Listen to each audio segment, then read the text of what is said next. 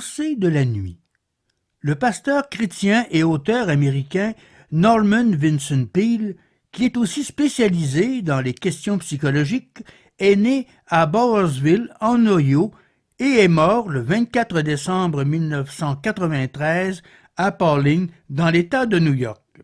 Il crée le concept de pensée positive paru en 1952 qui s'est vendu à plusieurs millions d'exemplaires aux États-Unis. Il était pasteur de la Marble Collegiate de New York. Il était marié à la femme de lettres Ruth Stafford Peale et eurent 3 enfants.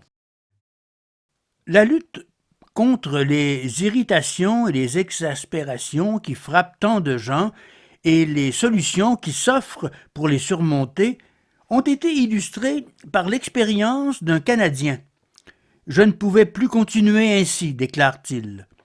Aussi, il quitta sa maison sans donner aucune explication à quiconque et partit en voiture pour New York.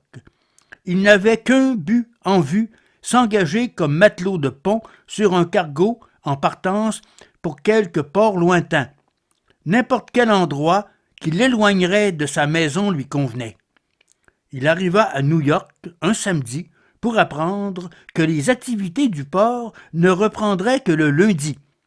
Il se promena sans but dans la ville, cherchant l'oubli dans des salles de cinéma, mais tous les films qu'il vit le laissèrent indifférent. Le dimanche matin, se promenant toujours sans but, il se retrouva sur la 5e avenue. Là, il fut surpris de voir une foule qui faisait la queue pour entrer dans une église. N'ayant jamais vu une chose pareille auparavant, il prit place dans la file, plus par curiosité que par désir d'aller à l'église. Il eut la chance d'obtenir le dernier siège de la dernière rangée. 5 ans plus tard, cet homme m'écrivit pour me raconter son expérience en ce dimanche matin. Regardant tout autour de lui, il avait remarqué que les gens étaient blancs ou noirs, qu'il s'agissait de personnes de différentes races et de tous âges, parmi lesquels plusieurs jeunes. L'assemblée des fidèles se composait de plus de 50% d'hommes et une étrange ambiance d'amour et d'émotion régnait dans l'église. Comme il écoutait chanter un chœur remarquable, les prières et la lecture de versets des Écritures, et qu'il participait avec hésitation au chant fervent de vieux hymnes familiers, il finit par ressentir un profond sentiment de fraternité. Les souvenirs des plus beaux jours de ma jeunesse envahirent mon esprit. Un sentiment de paix emplit mon cœur.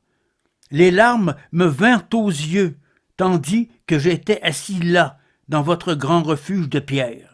La nouvelle inspiration, la nouvelle motivation qu'il ressentait fortement était certainement réelle. Il ne doutait pas qu'elles allaient maintenir son allant et qu'il saurait les garder vives. Et c'est précisément ce qu'il fit. Il reprit immédiatement sa voiture et retourna chez lui au Canada.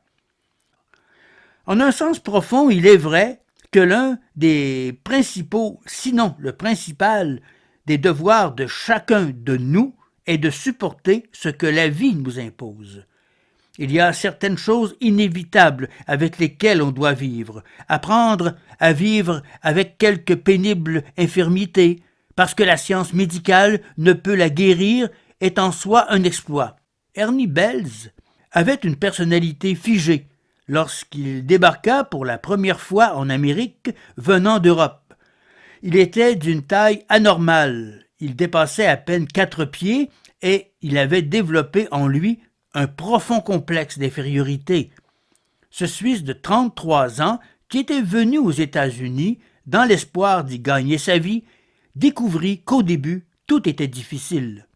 Sa faible connaissance de l'anglais provoquait généralement un sourire et sa taille minuscule était toujours un handicap. Lorsqu'il montait dans un bus, la marche était trop haute pour lui et il devait monter en sautant. Lorsqu'il entrait dans un magasin pour se vêtir, on le renvoyait au département des garçonnets.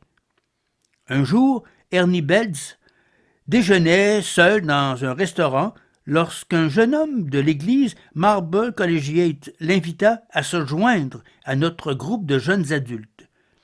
Il accepta et il y trouva l'amitié et la compréhension au lieu des regards curieux auxquels il était habitué. Mais l'épanouissement d'une personnalité figée ne s'opère pas en un jour ni en un mois. Un tournant important se produisit un soir à une réunion des jeunes adultes lorsqu'un membre parla avec conviction sur le thème suivant « Dieu m'a créé pour servir ». Ernie avait des questions à poser à ce propos. « Dois-je comprendre que vous croyez vraiment que Dieu a créé un petit bonhomme comme moi pour servir ?» demanda-t-il d'un air dubitatif. « Certes, Dieu a créé chacun de nous pour servir, donc toi aussi, Ernie. Le problème, c'est que tu dois être prêt à faire tout ce qu'il te demandera. » La vie commença à sourire à Ernie Belz. Il réussit à se défaire de son complexe d'infériorité et il devint un individu libéré. Plusieurs années plus tard, il se vit confier un travail administratif dans une maison d'éducation en Afrique. Vous avez entendu ce soir des façons de penser du pasteur américain Norman Vincent Peale. Il est devenu très connu avec le livre « La puissance de la pensée positive » en s'appuyant sur le fait qu'avec la pensée positive, rien n'est impossible. Lecteur, montage et réalisation, Carole Gagnon de Hameau Découvert à Québec en collaboration avec clicportneuf.tv.